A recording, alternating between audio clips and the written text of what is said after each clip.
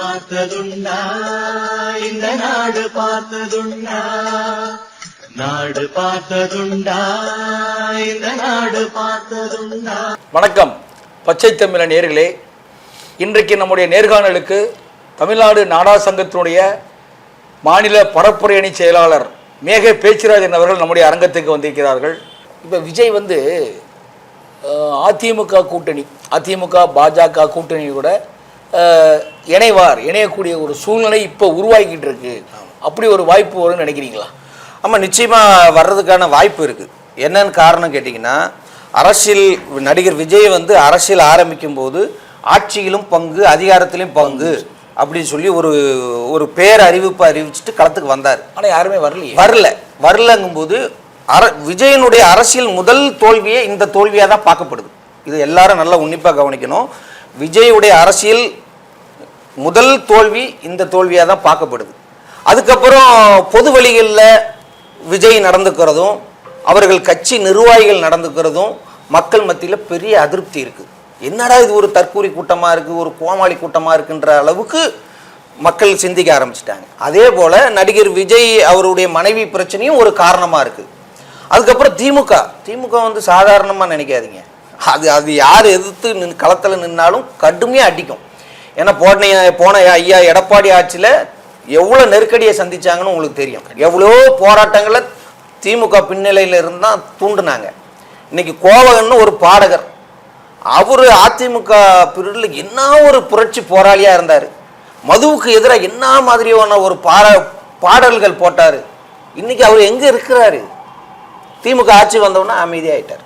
சத்தமே இல்லை. அப்போ நீங்கள் தானே தூண்டுதல் பேரில் அப்போ நடக்குது. இந்த மாதிரி நிறைய நடந்து பெரிய அளவில் நெருக்கடி கொடுத்தாங்க. அப்போ அதே போல் விஜய்க்கும் இப்போ நெருக்கடி கொடுத்துக்கிட்டு தான் இருக்காங்க. அப்போ இதெல்லாம் விஜய் பார்க்கும்போது ஆகா நமக்கு ஒரு பெரிய பின்னடைவு இருக்குது அப்படிங்கிறத முழுமையாக உணர்ந்து இப்போ கூட்டணி போகிறதுக்கான வாய்ப்புகளை அவர் உருவாக்கிக்கிட்டு இருக்காரு. அநேகமாக அதிமுக கூட போகிறதுக்கு ஒரு வாய்ப்பு இருக்குது.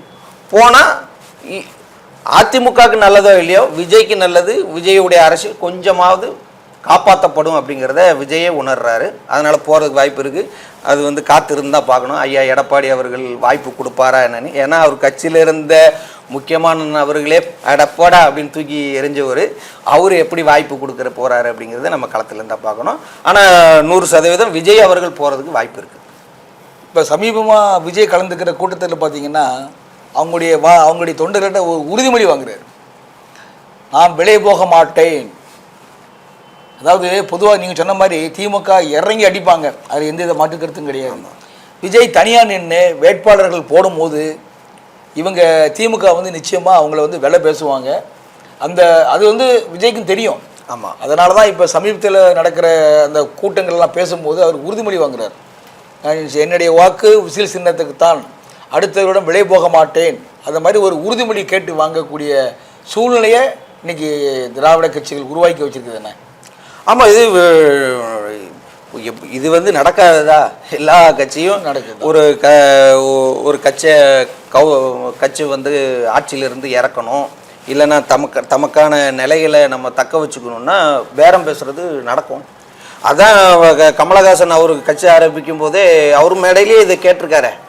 நான் ஒருபோதும் கூட்டணி வைக்க மாட்டேன், என்ன தனிச்சு தான் நம்ம நிற்போம், இந்த திருடர்களோடோ இந்த வாரிசு அரசியலோட நம்ம ஒருபோதும் கூட்டணி வைக்க மாட்டோம், வேலை பேச மாட்டோம், இந்த களத்தில் உறுதியாக நிற்கிறவங்க மட்டும் இங்கே நில்லு, இல்லை அப்படின்னா அந்த கதவு திறந்து இப்போ கொஞ்சம் நேரத்தில் திறக்கும், அந்த கதவு வழியாக ஓடி போயிருன்னு சொன்னவர் தான். அப்படி சொன்னவர் தானே கமலஹாசன் பேசினவரே இன்னைக்கு கிடைக்கும்.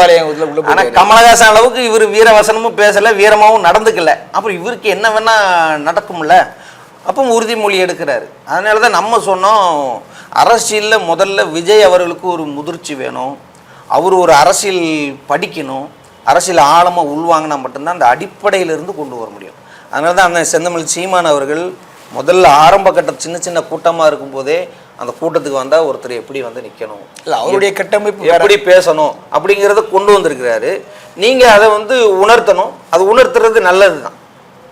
அதுதான் நம்ம விரும்புகிறோம். மக்களை ஏமாளியாக கோமாளியாக ஆக்கிறாதீங்க, அவங்களுக்கு பெரிய வீரனா இல்லைனாலும் ஒரு மனுஷனாக கொண்டு வாங்க அப்படிங்கிறதானே நம்ம சொல்கிறோம். இல்லை விஜய் தனித்து நின்னா கூட தேர்தல் சமயங்களில் அந்த பூத் கமிட்டி போடுறாங்க பார்த்தீங்களா? ஆமாம், இந்த பூத்தில் வந்து திமுக இருக்கக்கூடிய அவங்க வந்து தாவேக்காவுடைய நிர்வாகிகளை விட்டு வைப்பாங்கன்னு நினைக்கிறீங்க?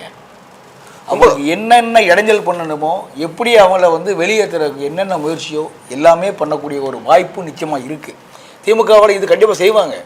அந்த பயம் கூட அவருக்கு இருக்கலாம்ல விஜய்க்கு. ஆமாம், இதெல்லாம் சுற்றி பார்க்காமையா நினச்சி பார்க்காமையா இருப்பார். நெருக்கடினா அதுதானே, எல்லா ரூபத்திலையுமே நெருக்கடி கொடுப்பாங்க. அப்போ நீங்கள் உங்களுக்கு நம்பிக்கையான ஆட்களை கொண்டு வரணும், நம்பிக்கையான ஆட்களை களத்தில் இறக்கணும், உறுதியாக இருக்கணும். விஜய் அவர்கள் ஒரு சின்ன வாங்குறதுல கூட மக்களை கோமாளி ஆக்கிறதுக்கு தானே அவர் வாங்கினது மாதிரி இருக்குது. யாராவது ஒருத்தர் ஒரு விசில் சின்னன்னு வாங்குவாங்களா? ஒரு அதாவது விசில் சின்னன்னு வாங்குறான்னா ஒரு கட்டமைப்பை தெளிவாக வச்சுருக்கவன், ஒரு உறுதியாக வச்சுருக்கிறவங்க வாங்கினா கூட அந்த விசில் சின்னத்தை சரியாக பயன்படுத்துவாங்க.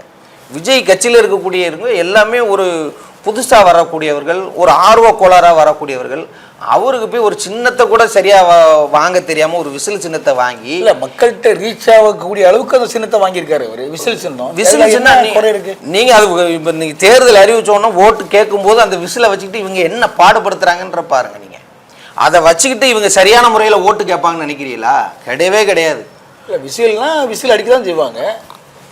அது அந்த விசிலை அடிக்கிற முறையும் ஒன்று இருக்குது. நம்ம விசில் சின்னத்துக்கு வாங்குகிறோம், விசில் சின்னத்தை கொண்டு போகணும் மக்கள்கிட்ட அப்படின்னா அது ஒரு தன்மையாக கொண்டு போகணும். எரிச்சலாக கொண்டு போயிட்டீங்கன்னா உங்களுக்கு எப்போ பார்த்தாலும் வீட்டுக்கு முன்னாடி விசில் சத்தம் கேட்டுக்கிட்டே இருந்தேன்னா என்ன பண்ணுவீங்க? தேர்தல் என்ன சொல்கிறாங்க, தேர்தல் ஓட்டுப்பதிவு நடக்க போகுதுன்னா ஒரு 4 நாளைக்கு 5 நாளைக்கு முன்னாடியே உங்களுக்கு பிரச்சாரத்தை நிப்பாட்டிடுறாங்க. தேர்தல் நாளைக்கு தேர்தலுப்பா, இன்னைக்கு சாயங்காலம் வரைக்கும் நீங்கள் பிரச்சாரம் பண்ணலான்னு கொடுக்குறாங்களா? ஒரு நாளைக்கு முன்னாடி நிப்பாட்டுறாங்க. ஏன்? தேர்தலை ஒழுங்காக நடத்த முடியாது, சிக்கலாயிரும். நம்ம அதிகாரிகள் வந்து போக முடியாது, வர முடியாது, களத்தில் நிற்க முடியாது, நமக்கு ஒரு இடையூறாக வருதுன்னா அவங்க 2 நாளைக்கு முன்னாடியே நிப்பாட்டுறாங்க பிரச்சாரத்தை. அப்படி தேர்தல் அதிகாரி அதை மனசில் வச்சு தானே பண்ணுறாங்க. நீங்கள் விசில் அடிச்சுக்கிட்டு எந்நேரமும் ஊதி ஒரு கருத்தை சொல்லணும் மக்கள்கிட்ட. கருத்தை ஒரு மணி நேரம் கருத்து சொல்லிட்டு அதில் ஒரு 30 செகண்ட் நீங்கள் விசில ஊதிட்டு போயிட்டா பிரச்சனை இல்லை.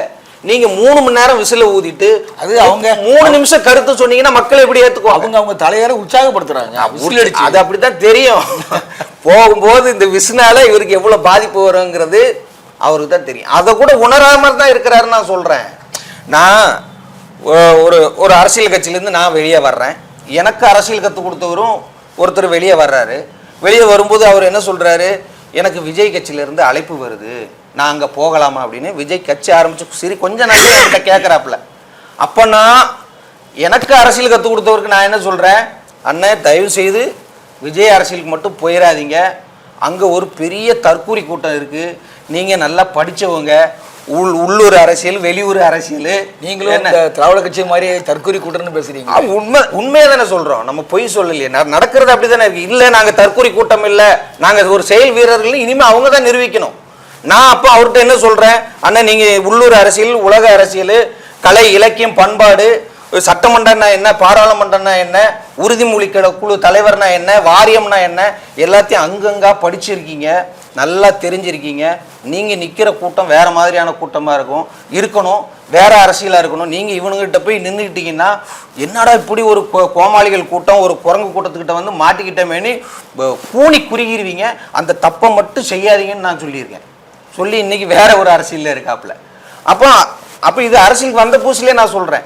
அப்போ இருக்க அந்த நிலைமை மோசமாக தானே போயிட்டு. இப்போ நீங்கள் கட்சி ஆரம்பிச்சு இப்போ எத்தனை ஆண்டு ஆகுது, ஒரு 3 ஆண்டுகளை தாண்டிடுச்சுல. கொஞ்சமாவது எந்த இடத்துல தெளிவாக இருக்காங்கன்னு நீங்கள் சொல்லுங்கள். ஒரு இடத்துலையும் தெளிவாக இல்லையே. அதாவது இளைஞர்கள், இப்போ இருக்கிற இளைஞர்கள் அப்படி தான் இருப்பாங்க. எத்தனை நாளைக்கு நான் என்ன சொல்கிறேன், கட்சி ஆரம்பிச்சிங்க ஒரு 6 மாதம், ஒரு 1 வருஷம், ஒரு 1.5 வருஷம் தெளிவில்லாமல் இருந்தால் சரி பரவாயில்ல, வந்து இப்போதான்ப்பா வந்திருக்காங்க. ஏன்னா 3 ஆண்டுகளுக்கு மேலே ஆகிப்போச்சு. வந்து ஒரு திரைப்பட நடிகர், அவருடைய ரசிகர்கள், அவருடைய தொண்டர்கள் வந்து அவரை வந்து மேடையில் ஒரு பெரிய கதாநாயகன் அளவுக்கு அவங்கள மைண்டில் இமேஜின் இருத்திட்டாங்க. அப்போ அவங்க வெளியே பப்ளிக் வரும்போது அவங்கள பார்க்கும்போது அவங்களை அறியாமல் ஒரு உற்சாகம் தானே அது. அதான் எப்படி தற்கூரி கூட்டம் சொல்லி இல்லை, அதை தான் நம்ம சொல்கிறோம். நம்ம விஜய் அரசியலை எதிர்க்கிறது காரணமே மெயினாக அதுதான். நீங்கள் ஒரு அரசியல் சினிமா மோகத்தில் வந்துட்டீங்க, சினிமா மோகத்தில் தான் வந்துட்டீங்க, சினிமா மோகத்தில் தான் இது வரைக்கும் இருக்கிறீங்க. இது இந்த மண்ணுக்கும் மக்களுக்கும் ஆபத்து. விஜயை விட இங்கே அரசியல் தெரிஞ்சவங்க, அரசியல் கற்றுக்கொண்டவர்கள், அரசியல் தெளிவுற்றவர்கள் எத்தனையோ பேருங்க இருக்காங்க இந்த மண்ணில்.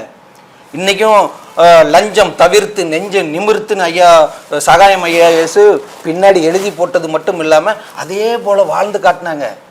ஐயா என்ன செத்தா போயிட்டாங்க, உயிரோடு தானே இருக்காங்க. அப்போ நம்ம இந்த மண்ணுக்கு ஒரு நல்ல அரசியல் வேணும்னா ஐயாவை கையை காலில் விழுந்து கும்பிட்டு இந்த மண்ணுக்கு ஒரு அதிகாரத்தை நம்ம தானே கொடுக்கணும். ஒரு சினிமா மோகத்தில் நீங்கள் ஏன் இப்படி ஓடுறீங்க? அதுவே பெரிய தவறு தானே. இன்னும் எத்தனையோ தலைவர்கள் இருக்காங்க. ஏன் ஐயா பொன் மாணிக்கவேல் எனக்கு ஒரு 6 மாதம் மட்டும் அதிகாரத்தை கொடுங்கய்யா. இன்னும் பல வெளிநாடுகளில் நம்ம சிலைகள் நம்ம சிலைகள் கிடக்குது, அந்த சிலைகளை நான் மீட்டு கொண்டு வரேன், எனக்கு ஒரு 6 மாதம் அதிகாரம் கொடுங்கன்னு ஒரு ஆதங்கத்தில் பேசுகிறாரு. நம்ம பழமைகளை மீட்கணும்னு நினைக்கிறாரு. அப்போ அந்த மாதிரி ஐயாவுடைய காலில் விழுந்துல நம்ம அதிகாரத்தை அவங்களுக்கு கொடுக்கணும். நம்ம ஏன் இன்னும் சினிமா மோகத்தில் ஒரு தற்கூரி கூட்டமாக இருக்கிறோம்? ஏன் ஐயா நல்ல கண் ஐயா, ஐயா எவ்வளோ ஒரு புனிதமான வாழ்க்கையை வாழ்ந்து இன்னைக்கு இறந்துட்டாங்க. அவங்களுக்கு நம்ம என்ன அதிகாரத்தை கொடுத்துட்டோம் இவனுக்கு போய் கொடுக்கறதுக்கு?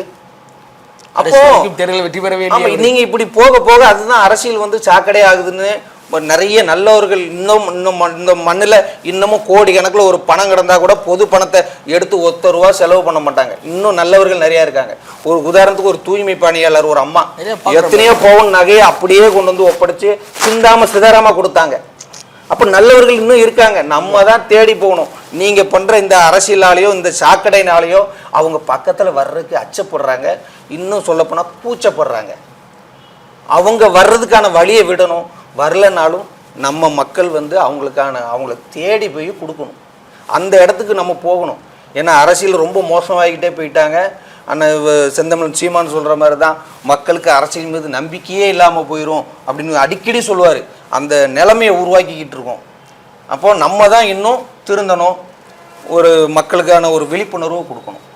சரி பேச்சராஜ், ரொம்ப நன்றி. ரொம்ப நன்றி. இந்த வர்ற எலெக்ஷனில் விஜய் தனித்து போட்டிடுறாரா இல்லை அதிமுக பாஜக கூட்டணியில் இணைந்து தேர்தலை சந்திக்க போகிறாரா இன்னும் ஒரு சில நாட்களில் தெரிஞ்சு. நன்றி. நன்றி. நன்றி.